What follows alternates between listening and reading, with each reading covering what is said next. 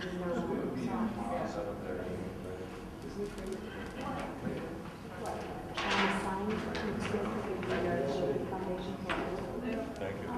Welcome to the January 8th, 2015 Abington School Building Committee meeting. I'd like to call the meeting to order.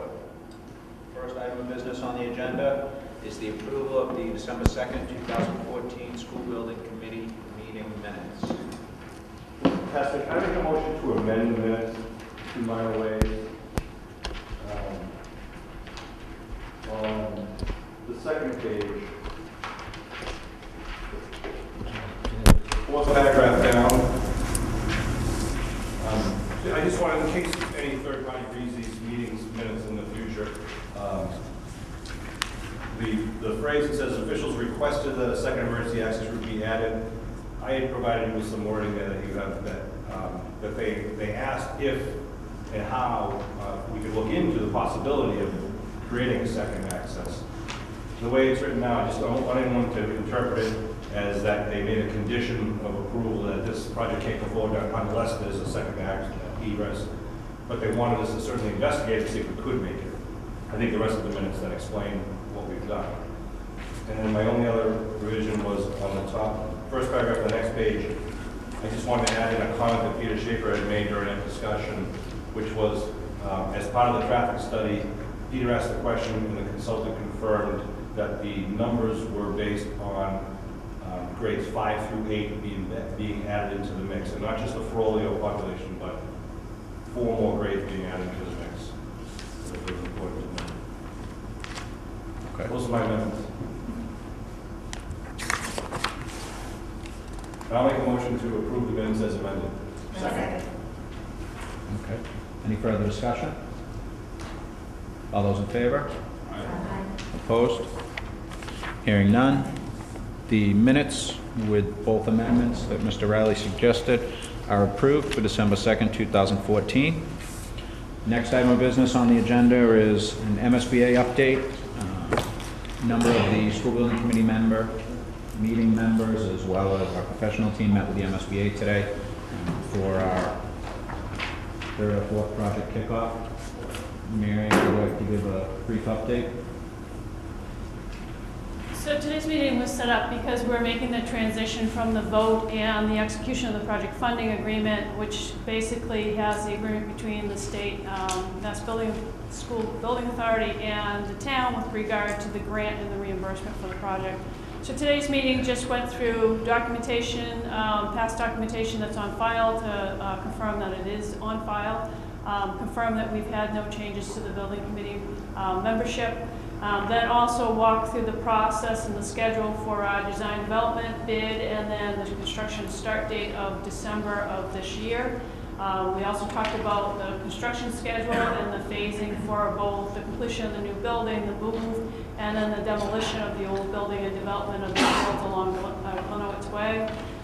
We talked about the reimbursement process through ProPay at MSBA. They reviewed the ability for the district to now enter the budget into the ProPay and start to be able to submit the design development bills that we've been processing for reimbursement.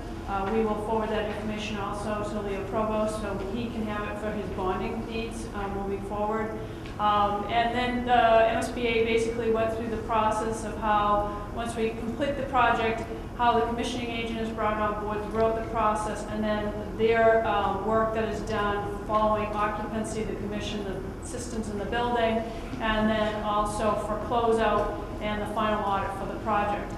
They did make clear or remind those attending of MSBA's guidelines regarding change order reimbursement, which we've gone through multiple times, and also talked about the last 5% of the grant for the project will be held until we complete the final closeout and MSBA accepts the project. And we were aware of that too because it is in MSBA's guidelines and standards. So overall, it was a good meeting. We also were introduced to new team members that we have for the project. We transitioned from Nick Milano as our project coordinator to Sarah Blash. And then also from Ron Robert being our project manager to Jennifer Connaughton. Both Sarah and Jennifer will be our representatives from now through the entire course of construction. And they will, once we get into construction, be making site visits every 2 months in order to make sure that we're maintaining schedule and the project and the building is being constructed in accordance to the original grant scope. So overall, it was a very good meeting. They have also agreed to our schedule on design with regard to when our submission dates will be and their process of reviewing those submissions so that we stay on track for the next milestone for the project. Thank you, Mary. Next order of business on the agenda is a design update. I'd like to ask Troy to come up and provide a design update. Thank you. So we're going to go through the first component, which is all of the work that has been done thus far. This is ongoing work related to site phasing with the design team, the working group on Friday mornings, and just give you a snapshot of where we are currently with the site phasing. And the first phase, it's broken out into essentially 3 phases. The first phase is the construction of the new school, approximately 2 years to complete. And then the second phase is the construction of the demolition of and construction of the field area, the remaining area. Getting into the first phase, the 2-year component in more detail, this is the site plan overall. It's more of a line drawing, a construction drawing, than a graphic image, so it may be a little bit difficult to read. That's why we placed some color coding in here. So the color coding is this green area, is the boundaries of the existing high school. Glenowitz Way runs along here, the site boundary around the perimeter. And the first phase, which will commence the beginning of construction, is estimated December 2015. The first phase contractor would take over the portion of the site outlined by this blue boundary. So the majority of the site would be taken over by the contractor in back of the existing high school. The outline here is the existing high school, and then this section, proposed high school. And this section here is the field area that we've conceptually taken out and delineated as a phase 1A. It's part of the first phase, but we're attempting to complete that early during the first phase, starting in March of 2016, and then completing it that summer, so that in the fall session, sports sessions, that will be available. It's defined by this red line here with access during construction, temporary access here with this road from Glenowitz Way, a direct approach, and then there's access on this side from Glenowitz Way as the primary construction access to the back area of the site.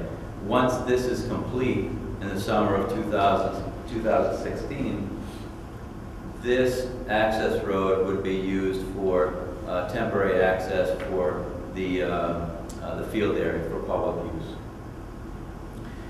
The first phase also includes the construction of temporary parking. And parking is going to be a concern and a topic that we'll continue to discuss throughout the process, because the contractor taking this much available area, which includes a portion of the existing parking area located here adjacent to the existing gymnasium, it's going to be something that we'll have to discuss and fine-tune and hone in on exactly how many spots are necessary throughout each phase and where we need to provide parking. Currently, the working group has discussed areas such as this area here along Glenowitz, and then in the front grass areas at the front of the parking area on either side of the entrance coming in from Glenowitz Way here. to the existing parking. We'll continue to take a look at that as we develop the first phase. As part of this work, there'll be smaller subcomponents of that, which will be utility construction over the summer of 2016, located here. And then in the front, development of the front entryway with utilities in the front of the building itself at the 2016, summer 2016. Sorry, the parking you're showing is just all for the high school. Yeah. It's not nothing that the contract, not the contract, they're responsible for all that. Yeah, the work group has talked about having a designated area in the town hall and library parking lot has been one location. There have been other areas discussed, but it's something that we know as a working group that we need to address because it can become a significant concern because there'll be a lot of construction activity, just personal vehicles with at some point several hundred contractors on site, lower and higher, but within that range. So we'll work through that. And do you go so far as to locate construction, fencing to separate the two, or does that be? I'm sorry, Senator. Do you locate, say a fencing that might separate between the high school and the construction site, or is that the contractor's responsibility to develop that plan? Well, our consultants, our civil engineers, will be continuing to develop the phasing plan, and that will delineate the exact location of the fencing, and that will be coordinated with the working group, with the school department, to make sure that the activity on site is separated, whether it's contractor parking or contractor defined construction area, or even as an example, we've talked about having separate access points and having fencing along the access point to really delineate parking versus contractor truck or vehicle access. Yeah. So that all that information and more information will be placed on the phasing drawings and within the specifications. Phase 2. So the beginning of the transition is anticipated December of 2018. So when the students would transition from the existing high school into the new high school, and then at that point, the first item would be to demolish the existing gymnasium and associated facilities. I think Clark had a date wrong on that prior drawing and made it confusing to people. I think that's not November of 2016. I think it's. I'm sorry, yeah, that is. 2017. That is, you're right, that's right, thank you.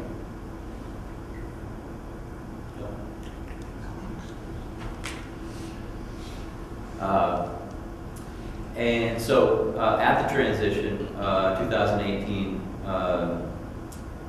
December 2017, January 2018 would be the demolition of the existing gymnasium to open up the area in front of the building, the bus access drive for completion of that within the March and then through the summer timeframe, right at the beginning, right at the front of the building here.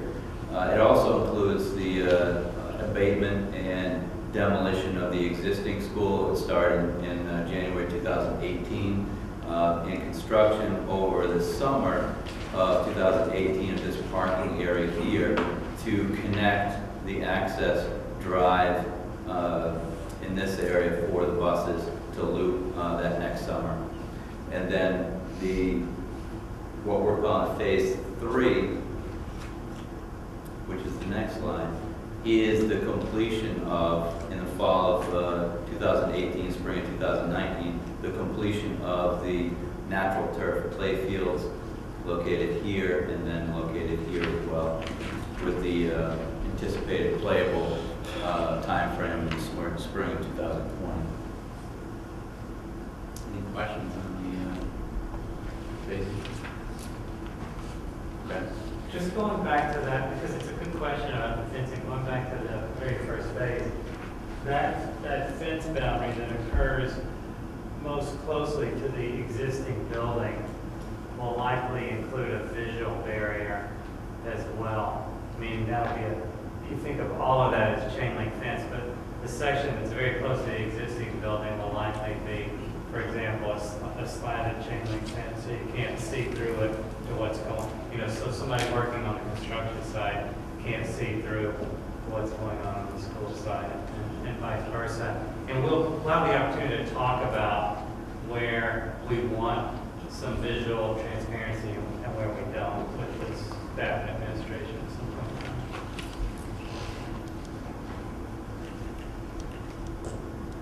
So we're going to go through a series of spaces and just give you a snapshot of the most recent user group meetings, the meetings with the faculty and staff to identify what amenities or what individual spaces are designed to keep in mind, whether it's storage, whether it's built-ins, the design of the individual spaces. So we're going to go through the Library Media Center. We'll go through and talk about the middle school tech classrooms, or the maker spaces here, the project labs, the middle school team areas, and also the high school teacher planning as well. We'll start off with the Library Media Center. And going through this, if you remember from the initial discussions, the placement of this space is really ideal in the center on the second floor, located here, in the middle of the building, centrally located, and also easily accessible from the middle school, easily accessible from the high school, entrance here and here for the middle school, for the high school. And it has visual connection to, it's on the second floor, so it's up higher than the cafeteria on the high school side, higher than the cafeteria on the middle school side, and it has the connecting corridor here that has an overlook to the cafeteria, and then glass on this side and glass on this side. So there's a lot of visual connection, both internally into the space, out of the space, and across outside the building itself. This is a two-story volume, as well as these are. This being on the second floor, the second level pops up above the roof of the cafeterias here, and the project seminar on this side. So this section here pops up above the roof level. What that allows us to do is really create a space that has, and that second level is defined within this area here. This is the enlarged version of that library space, and the second level is located here. So what that does, and I'm gonna bounce to the next image, which is the interior elevation. So it's looking at the wall of the interior of that space. You can see where this area here is defined by a two-story space, and then this is a single-story space. This elevation is looking at the direction of the high school cafeteria. So you're looking at windows looking across and down into the cafeteria, but above that, because this pops up above the roof line, we're able to get clerestory windows, natural lighting, up on all four sides of that space. There's a lot of really nice natural light coming into that library. And so there'll be visual connection as well as natural light. I'm going to go back to the plan. And this entrance to the middle school side, entrance to the high school side, it's one space that's broken out into many different learning groups or learning types, where we have the middle school soft seating area here with low bookshelves, about 30 inches in height. The high school seating area located here. Then a center, what we're calling a research command center, essentially computer terminals for research located in the center area here. And then on the right side, book stacks, traditional book stacks that are 48 inches in height. The one along the wall is right now 72 inches, is higher because we can attach the bookshelves to the wall, and you still get the visual connection throughout the entire space for the librarian for supervision. On the opposite side, we have more stacks, 48 inches, and then in between this area here is a line coming across defining the space. That's a glass enclosed instructional zone that is used for quieter instruction, so it doesn't disrupt the other space. It's used for distance learning. It's used for professional development, for quiet study area. It'll have interactive projector, interactive whiteboard for instruction as well.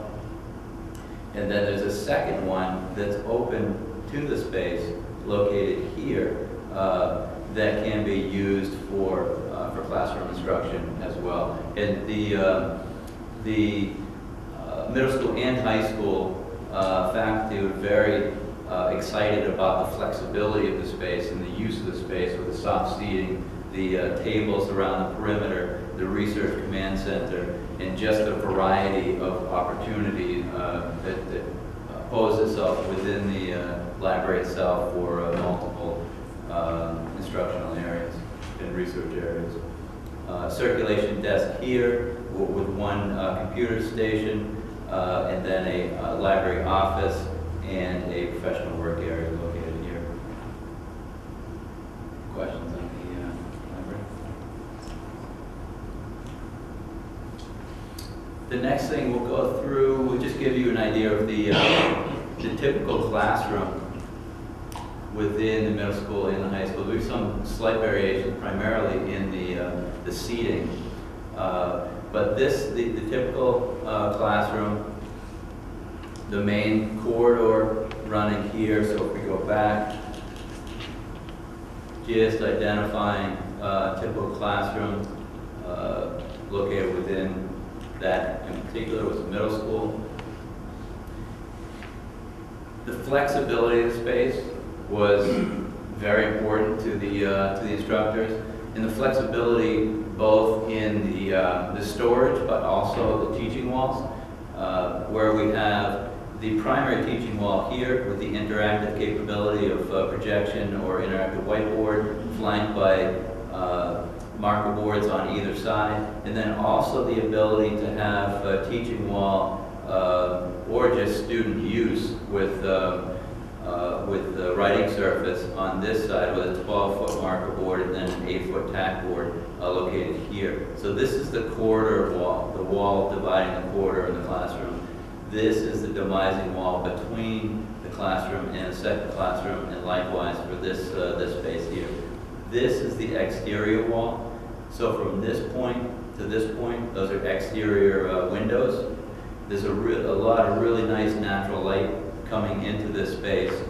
As you can see here, this elevation is looking at that exterior wall. So you can see the exterior windows flanked by open bookshelves on either side with a short, in-depth the surface for papers or student work on either side of that entrance or the exterior wall.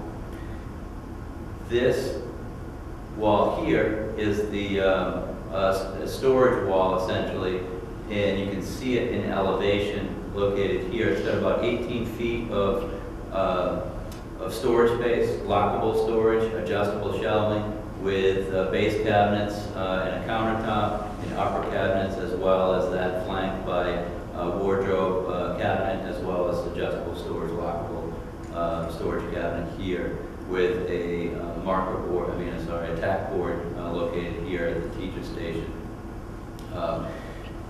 Each of the classrooms, that's sort of the pragmatic component of the classroom. But these classrooms are going to include daylight dimming, items such as daylight dimming. So when the exterior lighting is at higher levels, the classroom lighting will dim, the artificial lighting will dim in the classrooms for energy efficiency, and also for the student use of the space. With the natural lighting is obviously much better, produces a much better environment than the artificial lighting. And then the air conditioning as well, or the HVAC connected to the space. There'll be occupancy sensors within the individual rooms within the building. Classrooms, when the occupants increase within the space, there's more outside air produced, more air changes within the classroom itself. When there aren't any students within the space, that obviously reduces, and which is another energy efficiency component.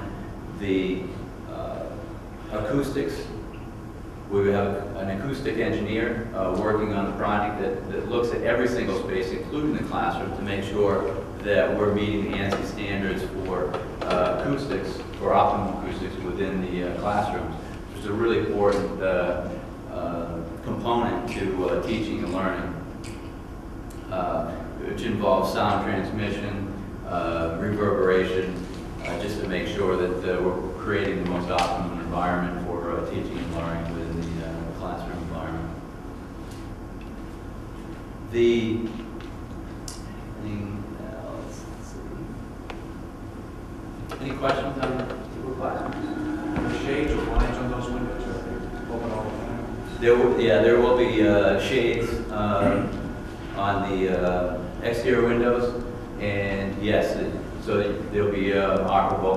Usually within the typical classroom, we have between a 1 and a 3% light transmittant ratio. So it provides some natural light coming through, more of a filtered lighting. But yeah, there are shades so that at any given part of the day it can be drawn. Can you just point out, touch on the jogs in the hallway, how you utilize those? Sure. There's these jogs that you see here, that are over in the plan, this plan here. So in the classroom wing on either side, you can see on one side we have the wall of the classroom turns in at an angle and creates an area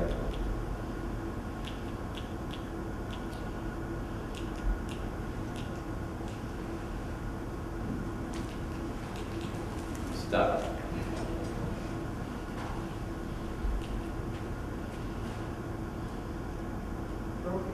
Oh. Sean, what do you guys say?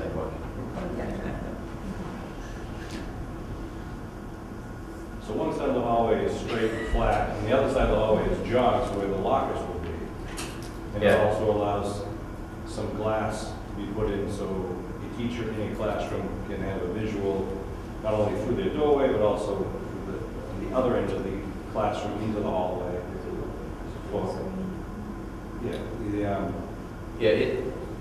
Just as you said, we talked extensively during the working group meetings about how the corridors, traditionally, corridors being a double-loaded corridor and just straight shots on either side. And so it's efficient but it doesn't create an environment that is exciting for the user. So we're looking at a way of angling that corridor wall to create spaces within the corridor along the way, breaking down the scale of that and the length of that corridor, the visual length. And like Sean mentioned, by doing that, it creates an ease of transition into and out of the classrooms. It also provides an area in front of the lockers that pulls away from the path of travel of the students running up and down the corridor to create an ease of transition of students in the lockers, and then also from the students running down the corridor. It also allows us to open up a corner of that classroom with glazing so that there is a perspective into the classrooms running down the corridor, whether it's daylighting or whether it's a visual connection between a student or a person or a teacher within the space, supervision as well as visual connection.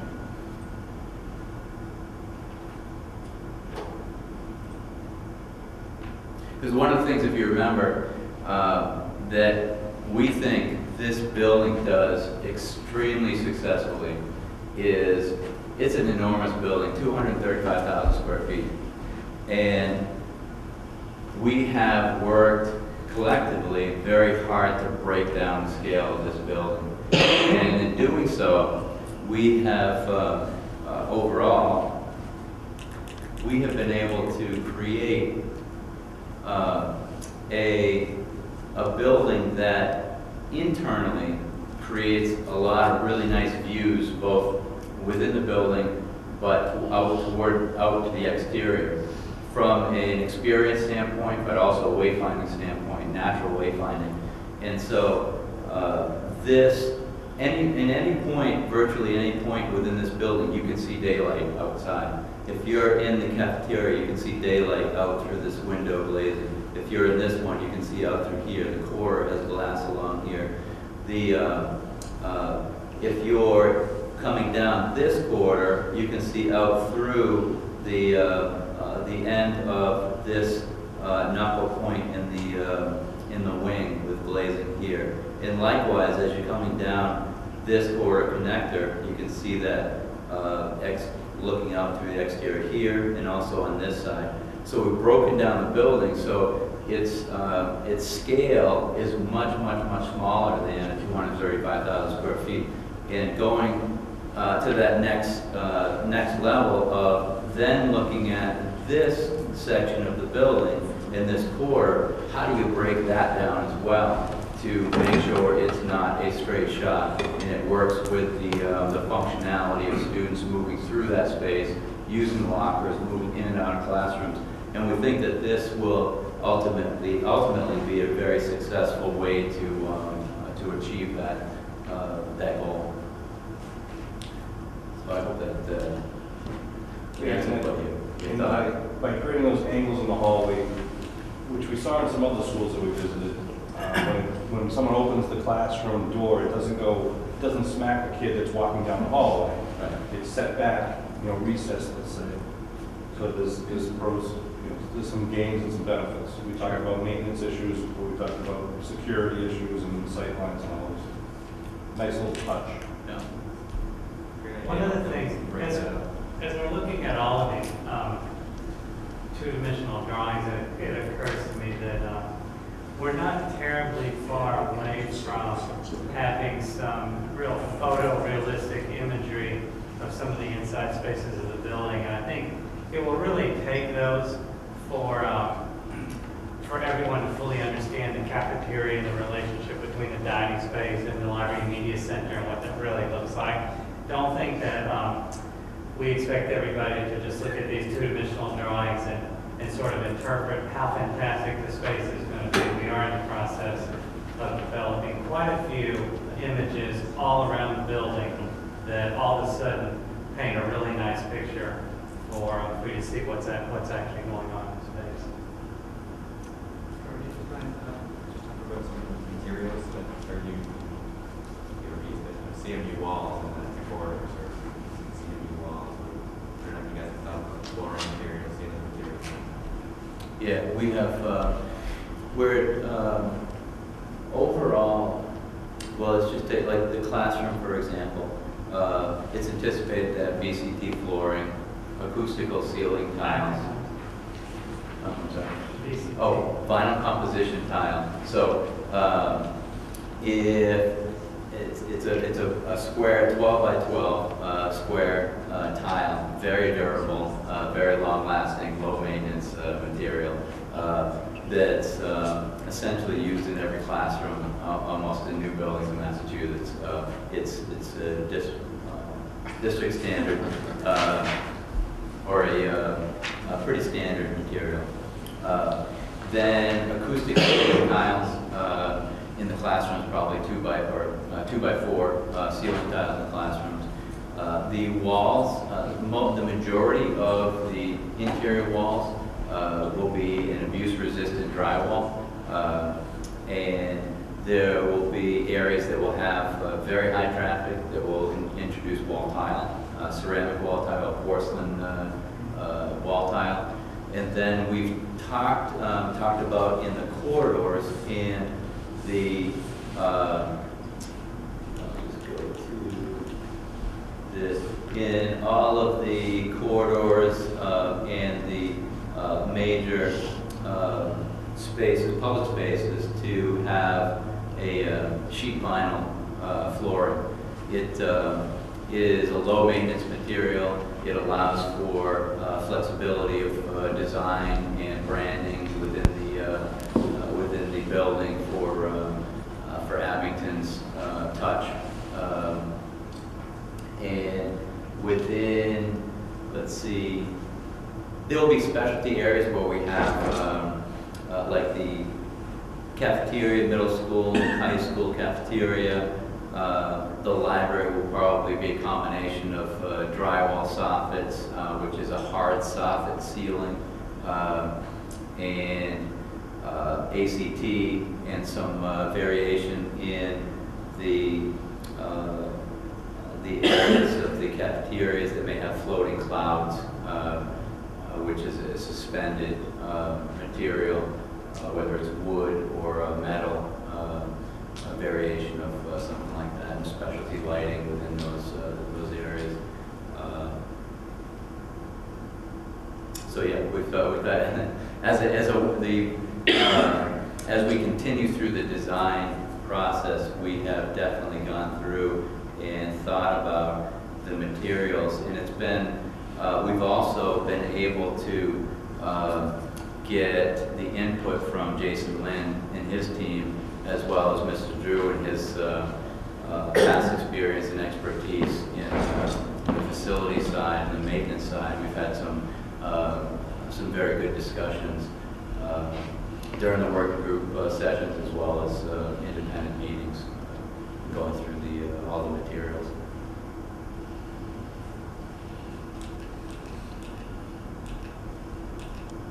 So the next phase is the teacher planning, and I'll just go through. This is the high school teacher planning, and they are located here on the first floor, and then second one on the second floor, identical one on the second floor, just above that. And going through this space, the importance here was to make sure it was a flexible workspace for the high school faculty. It had 3 separate offices, one or 2 of them individual offices, and then one that has a station for 2 desks. Then it has a kitchenette with base cabinets, upper cabinets, microwave, refrigerator, and a sink. And then having an area for the copiers, vending machine, and then lockable storage with base cabinets here, a workspace, layout space, and then above that a TV. Computer stations located on this side, 3 terminals was the recommended or requested, and then having a space for tackable surface, and then for the paper cutter, laminator, and things such as that. The individual offices would have glass sidelight, which is the a glass portion of the just to the side of the door, and then it would also have glass within the door itself.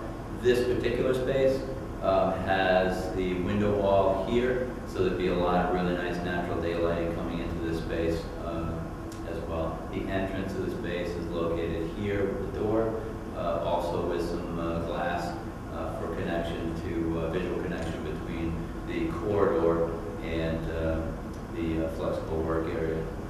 That would also have shades to make sure that there could be this could be visually isolated if necessary. These are just the elevations showing. This is the elevation of the offices, showing the side light, the window, tackable surface, the kitchenette. The interior elevation for the computer terminals with storage above, and then a countertop, and then the entrance here. And then this is looking at the entrance with the copiers, vending machine storage, etc., with the TV, and then the marker board, tack board combination on this side, and then the window wall located here. Question? This is probably, this is the middle school project labs. This is probably one of my favorite spaces within the building.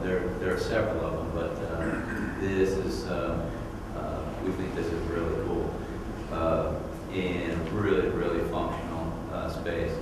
It's located here on first and second floor and within the middle school environment. And with this floor plan, you notice that it has been rotated 90 degrees. So the connecting corridor running north-south on the plan is this one here, just for the overall visual, the size of the image.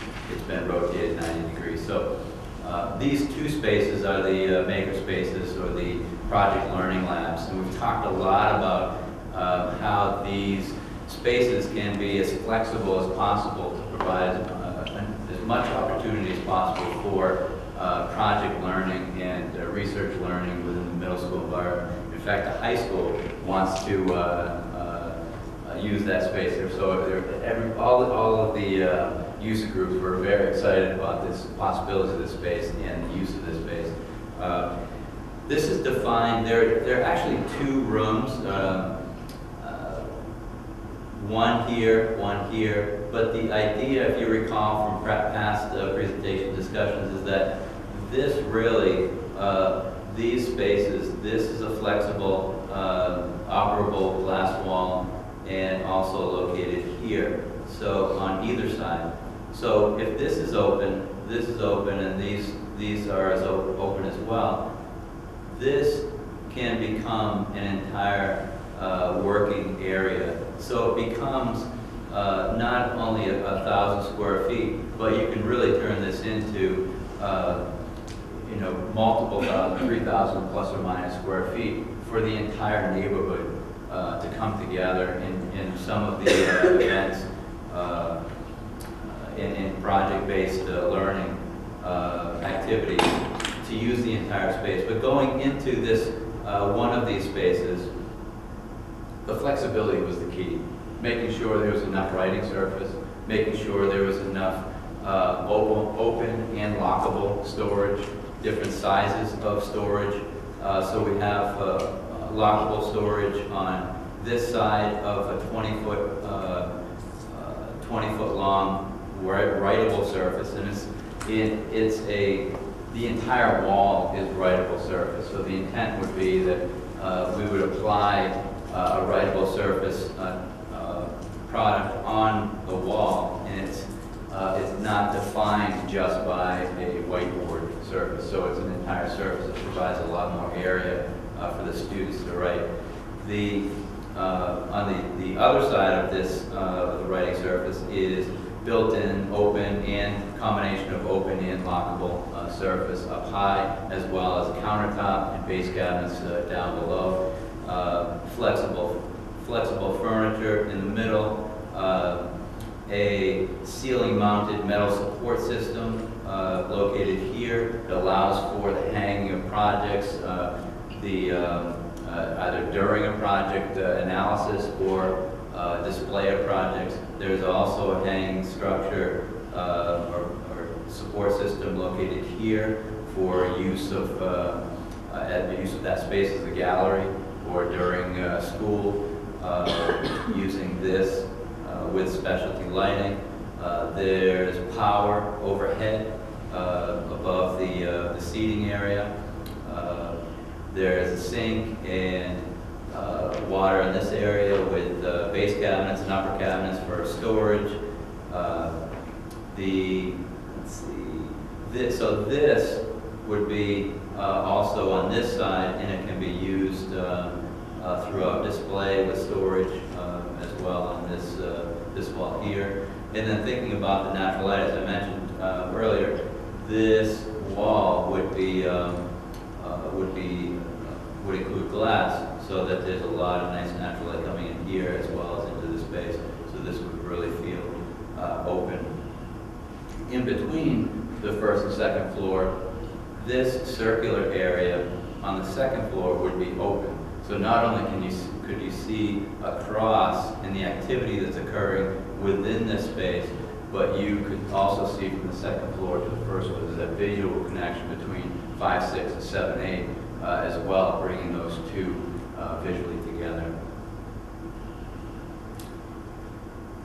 Any questions?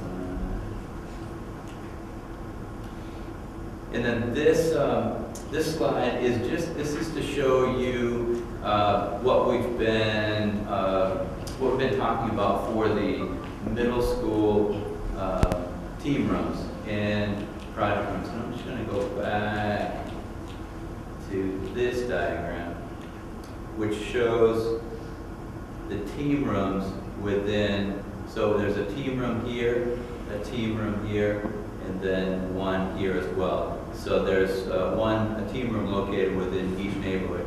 So there's the first floor, and then on the second floor you can see the same thing, here, here, here. The team rooms, the intent of the breaking down the team rooms is to make sure there's flexibility for collaboration.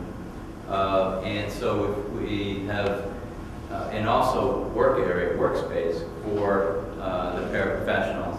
And so these are very similar overall in their organization, with the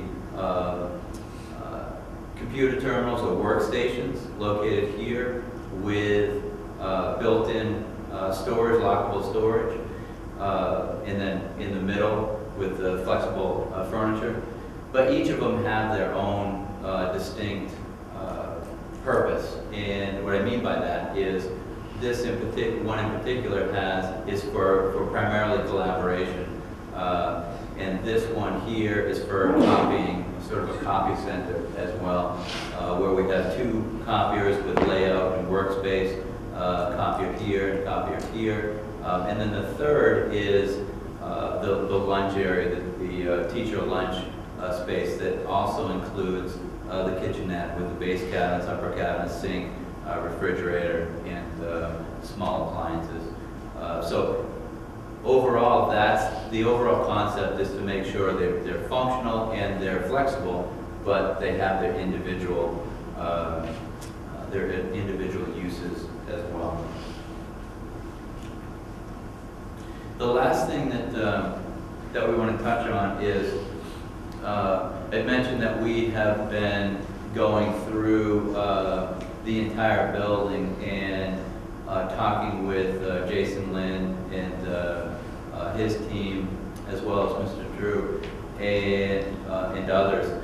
This plan is to just give you a snapshot of how we have identified the distribution of custodial areas, of recycling, and trash locations and receptacles. Something that really is not thought about many times, but we always try to intentionally review these locations throughout the building because it can make a huge difference once the building's open.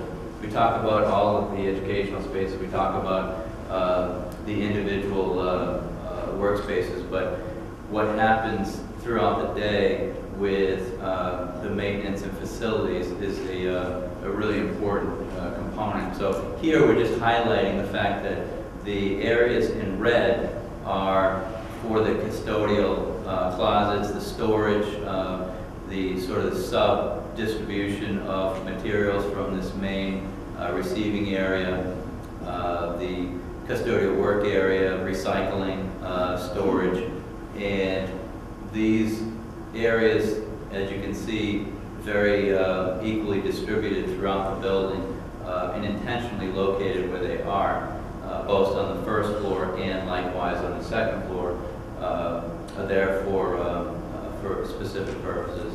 And then the green areas, defined areas, are for specific recycling and trash receptacles. And built in, they're intended to be placed where they are, and they'll be we'll be working through exactly how, from a functional standpoint, how they should be designed in detail specifically for Abington and the amenities. Any questions, comments, thoughts?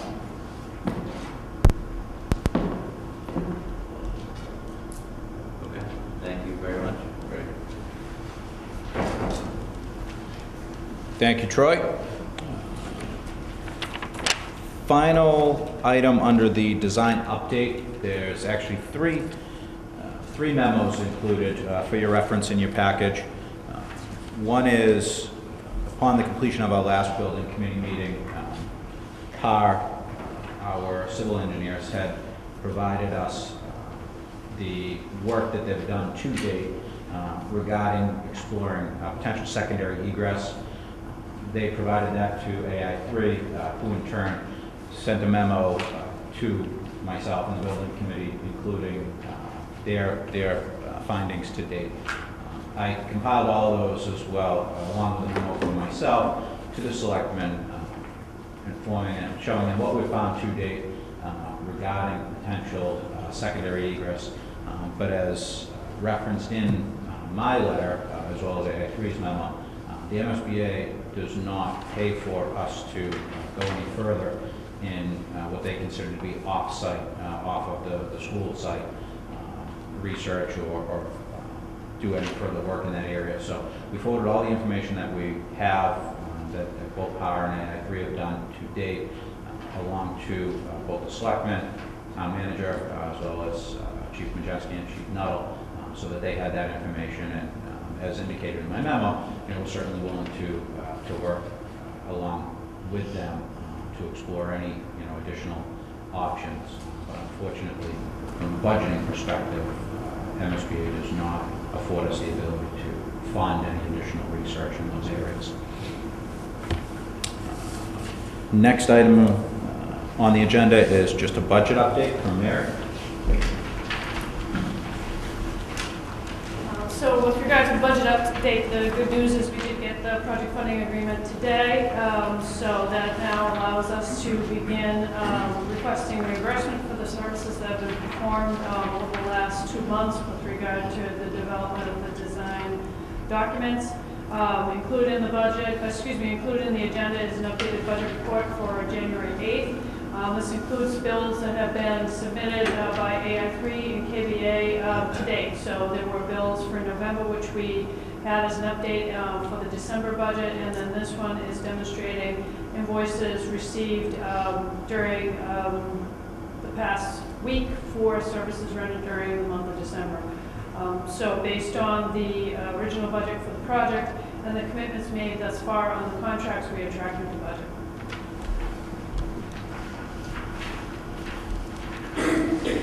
Any questions from Mary related to the budget? Okay, if not, next item on the agenda is any general business or items not anticipated 48 hours in advance. Does anyone have anything that was not already been discussed or any questions? Okay, hearing none, final order of business is to schedule future meetings. We do have a working group meeting scheduled for tomorrow morning at 7:30 a.m. at the North School, and the bulk of what we'll be reviewing at that time is the site work and the results of the site work that's been done.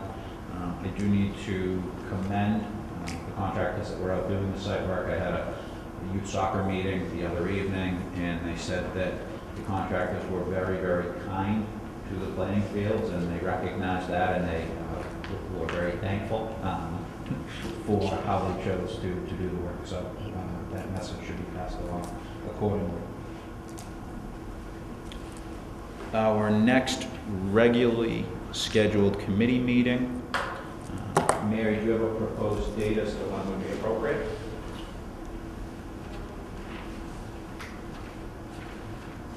Well, our next edition of SBA will be on February 2nd. That's a Monday. Can we meet that on Tuesday? Probably, yeah, we'll do probably the following. For some reason, I thought we had discussed the We February did the 10th. 10th. Oh, we did. Yes, I have it in my schedule now. Okay. We did Yes. schedule So that. February 10th, because we are making that submission to MSBA on the 2nd, and that will give AI3 a chance to kind of get prepared to move forward on the next phase of the design. Okay, so our next full committee meeting is scheduled for Tuesday, February 10th, and that tentatively is scheduled at the police department, but we'll confirm that that space is in fact available. We have, okay, so that will take place at the police department. The February 2nd submission is the design development submission to FBA. 100% design development. Do we also want to try to at least schedule for now a meeting on March 10th?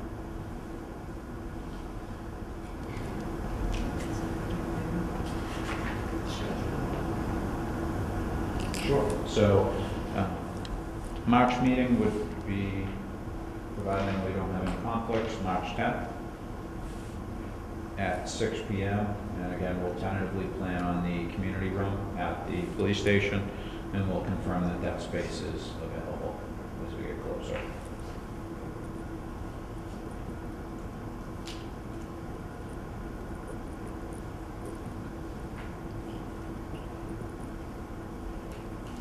Okay. Do we have any additional business for the good of the group? Hearing none. We have a motion to adjourn. Second. All those in favor? Opposed? Meeting adjourned. Have a great evening. Stay warm.